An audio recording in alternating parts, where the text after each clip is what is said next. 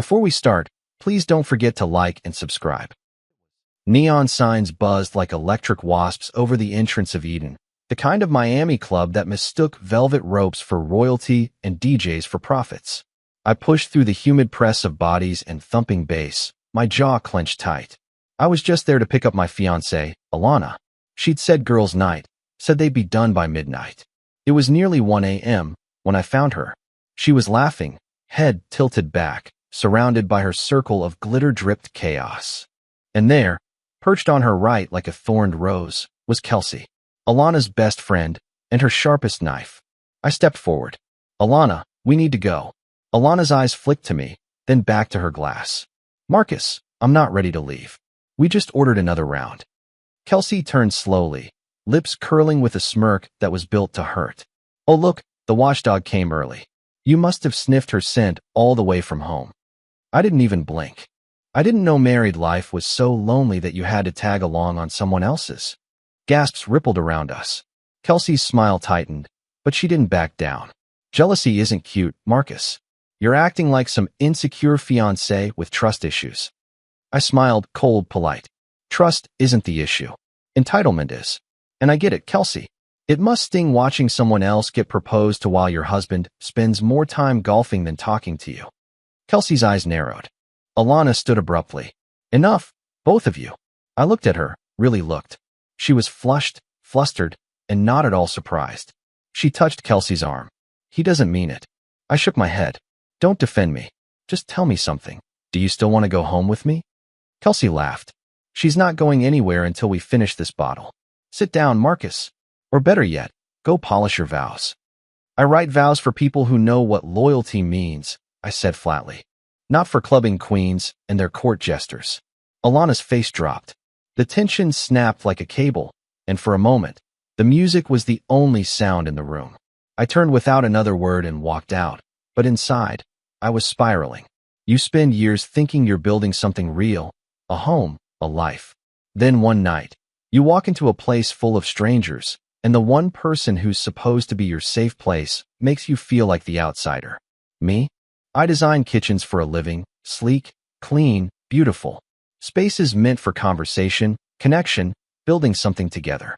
I always imagined Alana and I having those kinds of nights. Wine on the counter, music low, her laugh echoing off the tile.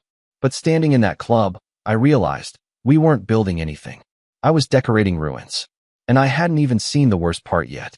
The engine hummed beneath us as I steered down Ocean Drive, the streetlights sliding across the windshield in long, ghostly streaks. Alana sat beside me, arms crossed tight, mascara slightly smudged from the heat, or the tears she hadn't let fall yet. The silence between us was violent. I kept my eyes on the road. "Your friends won't be at the wedding." Her head whipped toward me. "Excuse me." I said, "They're not coming." "Kelsey, that whole crew, cut them out." "You don't get to decide that," she snapped, voice thin and trembling. "They're my friends." I slowed the car just enough to make the tension unbearable. "No, they're poison. And tonight proved it." Alana laughed, bitter and breathy. "Because Kelsey made a joke? God, Marcus, you're so emotional sometimes. Controlling, even." I gripped the wheel tighter. "You're calling me controlling? You let them mock me in public like I was some random guy you met on a dating app. And you didn't flinch. They were just teasing." "No," I said calmly. "They were testing boundaries. And you failed." She threw her hands up. "So now you're the victim? You came in there like some brooding babysitter. We were just having fun." "That's your idea of fun? Disrespecting the man you're about to marry?" "Stop the car," she said suddenly. "I'm not doing this with you while you're on some power trip." I pulled over. Right there in a quiet stretch, just off the beach, the ocean a black whisper beyond the palm trees. I shifted into park and turned to her, voice low and even. "Listen carefully. I love you, but I won't share my life with people who laugh at my expense, who bring nothing but ego and noise. If that's the environment you want at our wedding, then I'm out." Her bottom lip quivered. "You're trying to isolate me." I shook my head. "No, I'm trying to protect what we're building. And that means calling out rot before it spreads." She wiped at her eyes. "You didn't have to humiliate me tonight." "Neither did you," I said quietly. She looked away, blinking fast. I leaned back in my seat, letting the words settle. The silence thickened. This wasn't just about a bad night. It was something older, something rooted deep. You ever wonder, I said after a pause, why every time you're with them, you come back colder? Alana didn't respond. They drain you, I continued. They parade as your friends, but they thrive on chaos. Kelsey, she doesn't want you happy. She wants you stuck in the same loop she's in. You don't know her, she muttered. I know her type. She keeps you laughing just long enough to ignore what's falling apart behind her. And if I ever mattered to you more than her approval, tonight would have looked different. She exhaled sharply. This isn't how I thought the night would go. No, I said, but maybe it's how it needed to. We sat there for another minute, the glow of passing cars painting her face in waves.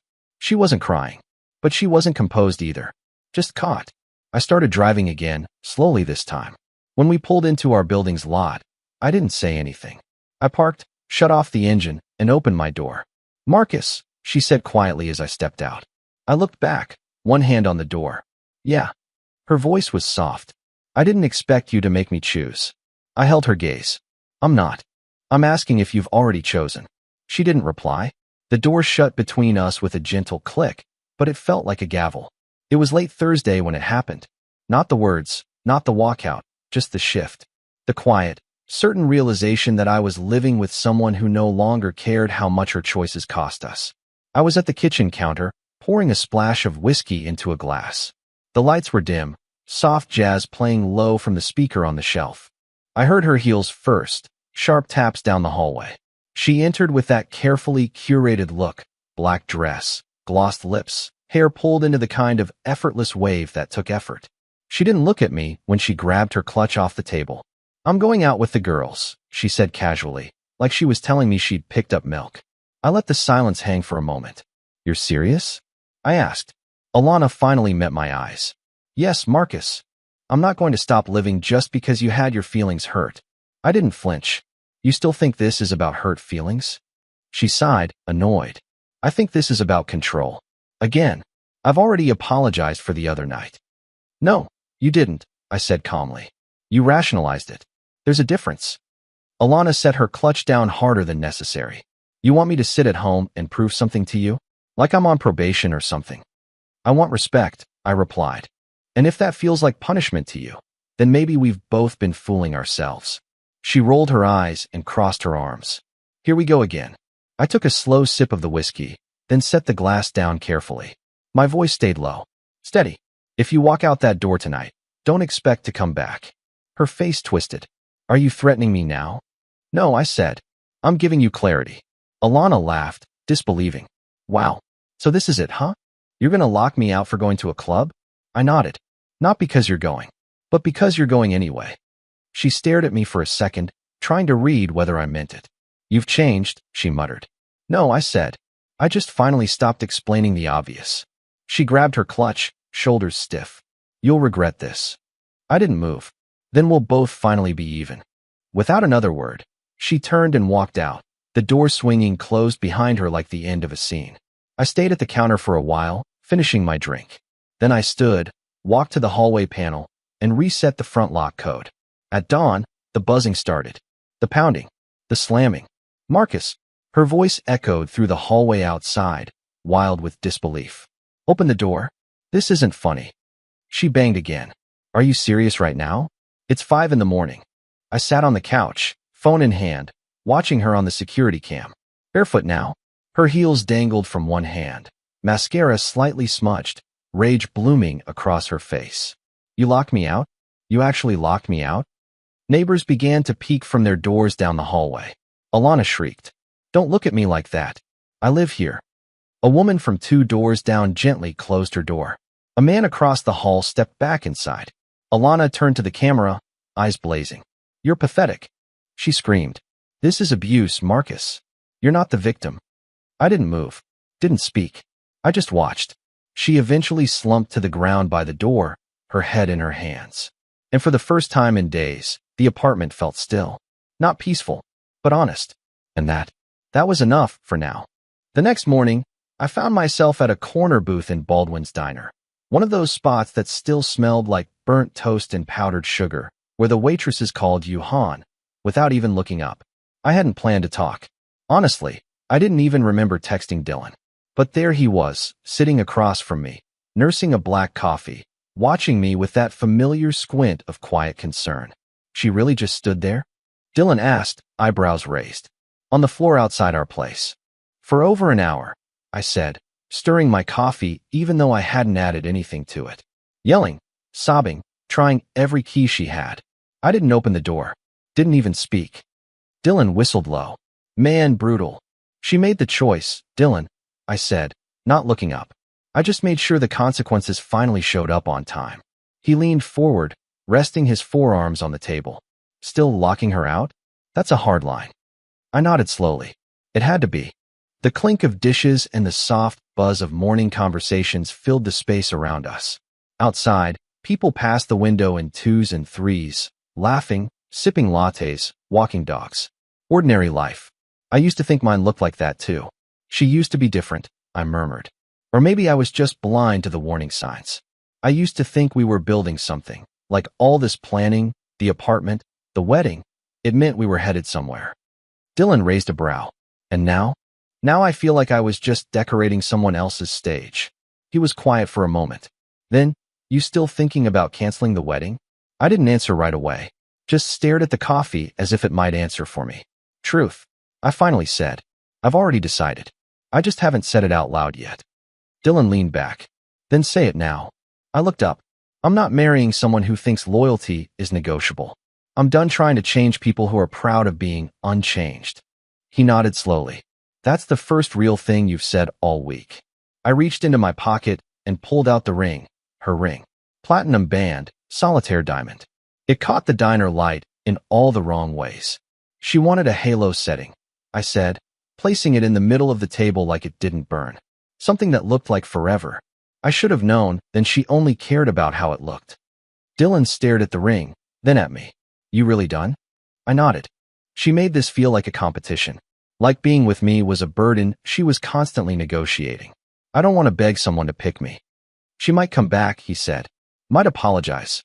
She might, I replied. But that won't make her honest. And I'm tired, man. I'm just tired. A moment passed. Dylan picked up the ring, turned it in his fingers, then set it down gently. You're doing the hard thing, but you're doing the right thing. I forced a small smile. Remind me of that later, will you? When everyone's asking why the wedding's off and Alana's out there rewriting the story. He chuckled. I'll make t-shirts. A waitress passed by, topping off our mugs. I took a sip, finally. It was bitter, but it was honest. Friday night draped over Miami like a wet velvet curtain. It was the kind of humid that made your shirt cling before you'd even stepped out of your car. I wasn't supposed to be out. Not really. Dylan had told me to let it go. If you're done, be done. But something didn't sit right. Some itch I hadn't scratched yet. Call it closure. Call it instinct. So I waited 2 blocks down from Alana's building, engine off, lights dim. She came out around 8:30. Alone. Hair tied back in that loose, effortless bun she only wore when she wasn't trying to impress anyone. No lipstick. Black jeans. A plain white tank top. Not club attire. Not girls' night out. She didn't even look around before getting into her car. I gave her a 5-minute head start. Then I followed. Alana wasn't rushing. If anything, she drove like she was easing towards something she'd already made her peace with. We rolled down Biscayne, past the turn for downtown, kept going. My pulse kicked up when she finally turned down a residential street near North Bay Village. And then, she pulled into a driveway I recognized from the wedding planning barbecue 3 months ago. Josh's house. Josh, Kelsey's husband. Josh, who had barely said 10 words to me that day, but who Alana had talked to for over an hour while Kelsey was inside refilling sangria. I parked across the street, behind a row of tall hedges. From my angle, I couldn't see much, but I saw enough. Alana didn't knock. She didn't hesitate. She walked right up to the door and used a key. I sat back, the interior of my car suddenly too small. My chest burned like I'd swallowed something corrosive. I wanted to believe maybe it was innocent. Maybe she was picking something up for Kelsey. Maybe she buzz. My phone lit up with a notification from Instagram. Kelsey B_305 just went live. I tapped the screen with a thumb that felt like it didn't belong to me. And there she was, Kelsey, full face of makeup, bottle in hand, blowing kisses to her camera from the VIP section of a club I knew was across town. Lights strobing behind her, friends screaming in the background. She turned the camera to the crowd and yelled, "Free women do Friday right." The video panned for a second. Someone spilled a drink. Kelsey laughed and screamed, "Oh no, that was $18. I froze. If Kelsey was there, then she had no idea where her husband was. Or more importantly, who was in her house. I looked back at Josh's place. The lights were still on inside. A bedroom window glowed faint blue behind sheer curtains. I sat there and let the pieces click together. One by one. Clean. Cruel. The girl who mocked me for being too emotional had been sneaking around with her best friend's husband. The same girl who said she needed freedom, who acted like I was the overbearing one, who brushed off every question with a half laugh and an eye roll. I swallowed hard, turned off my phone, and gripped the steering wheel. There was a kind of clarity in that moment that made everything before it feel like static. She wasn't just playing me. She was playing everyone. And the worst part? She looked natural doing it. The rooftop was glowing. String lights draped across the rails, soft music humming beneath the clinking of glasses, and the Miami skyline flickering behind it all like a backdrop staged for false peace. Everyone here was part of that social overlap Alana had always thrived in. Half her friends, half mine, and a few people who tried way too hard to stay neutral. I hadn't planned to come, but curiosity? It has teeth. I stood near the drinks table, hands in my pockets, watching her. Alana, hair curled, golden dress, laughing too loud. She wasn't trying to avoid me. In fact, she glanced in my direction more than once, as if she wanted me to see her sparkle, her performance. Kelsey wasn't far, wine in hand, perched on a lounge chair like she owned the night. I waited. I didn't approach. I didn't corner. But it came to me anyway. "Marcus," Alana said brightly, walking over with two girls I barely recognized. "Didn't expect to see you up here." "I'm full of surprises," I said, voice flat. One of the girls laughed awkwardly and drifted away. The other followed. Kelsey sauntered over, half interested. "Still pouting?" she asked with a smirk. I looked between them. "You two always need a crowd to stay brave, huh?" Alana rolled her eyes. "We're not doing this here." "Oh, but we are," I said, sipping my drink. "I'm not here to argue. I'm here to clarify." Kelsey raised her glass. "Clarify what? That you're still hung up over one night at a club?" Alana stepped forward, tone sharper now. "You said you didn't want drama. So don't make this another scene. People are trying to have a good time." "You're right," I said, setting my drink down. "Let's talk facts, not drama." A few people nearby looked over, sensing the temperature drop. I turned toward Alana. "You told everyone I was controlling. Jealous. Too emotional to handle your independence." "I never said it like that. You did. Or you let others say it for you." I cut in, and I stayed quiet. Until now. Alana's smile thinned. "What is this?" Kelsey gave a half laugh. "Let me guess. He tracked your location again?" I tilted my head. "No need. See, I didn't have to track anything. I just had to follow my instincts. And they led me straight to Josh's house." The music didn't stop, but everything else did. Kelsey's wine glass froze halfway to her lips. Alana paled. I let the silence fill the space. "Funny thing," I said lightly. "When you're lying to your best friend, it helps to make sure she's not live streaming from a club across town." Kelsey blinked. "What? What are you saying?" I looked straight at her. "At this time, your husband is dating my fiancée," I said, calm and clear. "Didn't you know?" The silence dropped like a curtain. And then, "You're disgusting," Kelsey screamed, turning on Alana so fast her wine sloshed over the rim. How long? How long has this been going on?" Alana's voice broke. "Kelsey, listen." "No," she shouted. "Don't listen me. You smiled in my face. You toasted my birthday while you were sneaking around with him." People were backing up, watching from the corners. No one dared step in. "I didn't mean for it to happen like that," Alana said, eyes darting. It got complicated." "Oh, I'll make it simple for you," Kelsey hissed, stepping closer. "We're done. Friendship? Dead. Respect? Gone. And you?" She laughed bitterly. "You can keep Josh. He's just as fake as your loyalty." Alana's mouth opened. Nothing came out. I picked up my drink again, and with one final glance at the two of them, I turned away. Their voices rose behind me, shouting, sobbing, accusing. But I didn't look back. I walked straight through the stunned crowd, down the stairwell, out into the Miami night. The air had never felt lighter. If you're enjoying the story, please hit the like button. It was close to midnight when I heard the knock. Sharp, frantic, full of the kind of desperation that doesn't wait for an answer. I didn't move at first. I sat on the edge of the couch, elbows on my knees, watching the door like it might disappear. Another knock, harder this time. Then her voice. Marcus, please, please open the door. I stood, unlocked the deadbolt, and pulled it open slowly. There she was, Alana, still in the same gold dress from the rooftop. Hair wild, mascara streaked down her cheeks, arms wrapped around herself like she wasn't sure what was keeping her standing. Her voice cracked the second she spoke. I didn't know where else to go. I leaned against the frame, arms crossed. You could have started with honesty. She winced. I made a mistake. Don't, I said sharply. Don't shrink it. She blinked fast. Okay, I messed up. I messed up bad. But you know me, Marcus. You know me. I didn't answer. Alana stepped closer. It was a phase, she whispered. Just a stupid, selfish phase. I didn't even know what I was doing until I was already in it. He was just a distraction. I narrowed my eyes. From what? She hesitated. From everything. The pressure. The wedding. Your expectations. I felt like I couldn't breathe, and he didn't expect anything from me. And I did. I asked. Her lips trembled. You expected me to grow up. I exhaled, slow and deep. You're right. I did. I still do. Marcus, please, she whispered. We can fix this. We can go to therapy, or take time apart if that's what you want.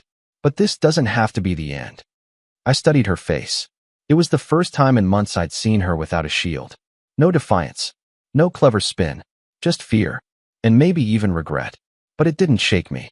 You think betrayal is a phase? I asked quietly. Like it's a mood swing. Like you'll snap out of it. She stepped inside before I could stop her, pacing like a caged animal. You don't understand what it's like being constantly measured. Every time I stood next to you, people looked at me like I was the lucky one. Like I had to catch up. I wanted to feel equal. I wanted to feel free. You could have told me that, I said. You could have used your words instead of your body. Alana spun around, eyes wide with frustration. You think I haven't been punishing myself? I haven't slept. I haven't eaten. I don't even know who I am anymore. Now you want my sympathy? I asked. You gave someone else the part of you I was fighting to protect. And now that it blew up in your face, you come here with a tear-stained speech hoping I'll rewrite the ending. She walked to the door, furious now. Fine. If you're going to stand there and act like I'm some monster, then I'll leave. You can enjoy your quiet apartment and your self-righteous monologues. I didn't move. She grabbed the doorknob. Then I said it. Wait. She stopped, barely turning her head. There's one more thing you should hear.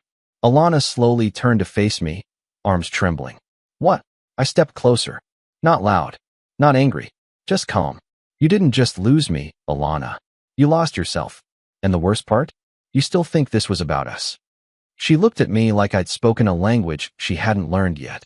I opened the door for her. You can go now? She stared at me one more beat, then stepped out into the hallway. No yelling. No final plea. Just the quiet click of the door closing behind her. And silence. Clean, full, and unbroken. My phone rang at 7:16 a.m. Too early for anything but bad news or bold entitlement. It was her father's name on the screen, Richard M. Callahan. I hadn't spoken to him since we picked the venue. He'd been cheerful then, offering to cover the photographer as a gift to the future. I let it ring once more, then picked up. Marcus, came his voice, already tight. We need to talk. I figured. His wife's voice cut in before I could say more. Why are you humiliating Alana? Do you have any idea what she's going through? I stood in the kitchen, watching the steam curl from my coffee. What she's going through? You locked her out, her father snapped. You're canceling things, telling people the wedding's off without even speaking to us. What are you doing? I didn't sigh. I didn't explain myself. Instead, I walked to the living room window and pulled back the curtain just slightly. Miami was waking up, gray skies, traffic warming up, the buzz of a city that didn't care about broken engagements. I assume she told you I overreacted, I said. There was a pause. She's heartbroken, her mother replied. Because she got caught. Another pause. Longer this time.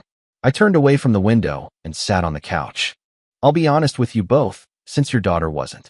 Alana's been seeing someone. For a while. His name is Josh. Dead silence. I found out by accident. Followed her. Watched her use a key to get into his house. Kelsey, her friend, his wife, was across town at a club. Had no clue. Your daughter wasn't going out with friends. She was going behind backs. Still nothing. She's been lying to me. Lying to Kelsey. And now she's lying to you. Josh, Richard said, voice low. As in, Kelsey's Josh. Yes. A breath caught on the other end. Like someone just realized the air was poisoned. She never mentioned. Her mother started.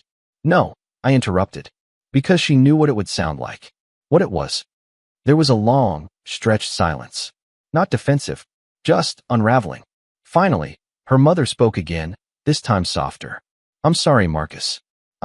This isn't what we were told. I didn't think it was, I replied. But I won't defend myself for closing the door on chaos. Then I ended the call. Not rudely. Not in anger. Just, done. I opened my laptop, logged into the wedding planner site, Timeless Vows. The homepage greeted me with pastel ribbons and countdown timers. 142 days until the big day. I clicked into vendors. Florist, canceled. Venue deposit, forfeited. Catering, gone. Photographer, banned. Cake consultation, each with a short note. Bride and groom will not be proceeding. Thank you for your time. It didn't feel good. It didn't feel bad either. Just necessary. I closed the laptop and took a sip of my now cold coffee. Sometimes peace doesn't arrive like a sunrise. Sometimes it's a slow, quiet exit. And no one claps. She didn't knock. Didn't text. Didn't call. Just came barging through the door like a hurricane dressed in linen, slamming it shut behind her so hard the walls seemed to flinch. Unbelievable. Alana growled, tossing her bag on the floor. You're actually unbelievable. I didn't even look up from the kitchen table. Afternoon. You told my parents everything? I took a slow sip of coffee. They asked. She marched across the room, her heels clicking like accusations. And you just aired it all out? Just like that? Marcus, you made me look like a monster. I finally met her eyes. You didn't need my help for that. Her mouth dropped open. Wow. No, I said flatly. Wow is thinking you could cheat and still keep the narrative. Wow is walking into my apartment like you didn't burn it all down. She paced, running both hands through her hair. People are calling me. My aunt. Friends. Half of them already know. Do you know what it's like being painted as some evil, heartless woman who ruined everything? Do you know what it's like being engaged to that woman? I shot back. Because I lived it. Smiled through it. Paid deposits for it. Alana's voice shook. I was overwhelmed. Pressured. Do you even understand how many eyes were on me? How perfect I had to be to stand next to you? I never asked for perfect, I said. I asked for honest. I made one mistake. I laughed. A sharp, bitter sound that echoed in the room longer than it should have. She flinched. You think this is funny? No, I said, still smiling grimly. I think it's sad. I think it's sad that you're still calling it a mistake, like you forgot how keys work. Like you didn't walk into Josh's house on purpose. More than once. Her cheeks flushed, and not from shame. You're acting like a saint. But you're cruel, Marcus. Cold. You didn't even try to forgive me. You didn't ask to be forgiven, I said. You asked to be understood. And I do understand. You chose chaos because you're addicted to being wanted. And when someone wanted you quietly, respectfully, consistently, you got bored. I didn't cheat because I was bored. No. I leaned forward. Then why him? Why someone close to both of us? Why someone married to your friend? She stammered. Because he listened. He didn't judge me. He made me feel free. And how does it feel now? I asked. Alana looked away. You feel humiliated, I said. Good. That's called clarity. That's what it feels like when the lie finally costs you something. She turned sharply. You think you're above this? You think hurting me makes you righteous? No, I said. But it makes me free. She narrowed her eyes. You'd rather be alone than admit you had a part in this. I would rather be alone than live with someone who calls betrayal a phase, I said. And if this is what a real man is supposed to tolerate, then I'm proud to fail your definition. She looked stunned for half a second, then defensive. You're just scared. Scared to forgive. Scared to try again. I'm not scared, I said, standing. I'm finished. She grabbed her bag from the floor in a violent motion. Then we're done. I walked to the door and opened it. Our story ends today. She stared at me for a beat too long. You'll regret this. I nodded toward the hallway. No. You will. She stepped out, eyes glassy with something between fury and disbelief. And I shut the door behind her, slow, deliberate, final. Then I locked it. A week slipped by like fog. No calls from Alana, no angry texts, no new rumors. Just silence. And honestly, I didn't miss the noise. Then, one evening, as I was scrolling through emails at a sidewalk cafe downtown, her name popped up. Kelsey M. Can we talk? Just coffee. I owe you that much. I stared at it for a minute. I didn't know what to expect from her anymore. But I said yes. We met the next afternoon at a quiet cafe off Coral Way, neutral ground. She was already sitting outside when I arrived, dressed in jeans and a simple tee. No makeup. No theatrics. Hey, she said softly, standing as I approached. Thanks for coming. I nodded. Didn't think I'd hear from you. I didn't think I'd want to talk to anyone, she said, sliding back into her chair. But then I realized I've spent years defending people who'd never defend me. I sat across from her. Alana. She sighed. And Josh. But mostly her. There was a long pause before she added. I used to think loyalty meant silence. Standing by someone no matter how wrong they were. But what it really meant was enabling. And you didn't deserve that. I studied her carefully. There was no edge in her voice. No bite. Just truth. Tired truth. I appreciate you saying that, I said. Really? She looked down at her coffee. The night at the rooftop, when you said it out loud, part of me wanted to defend her out of habit. But when I looked at her, I saw it. The emptiness. The lie.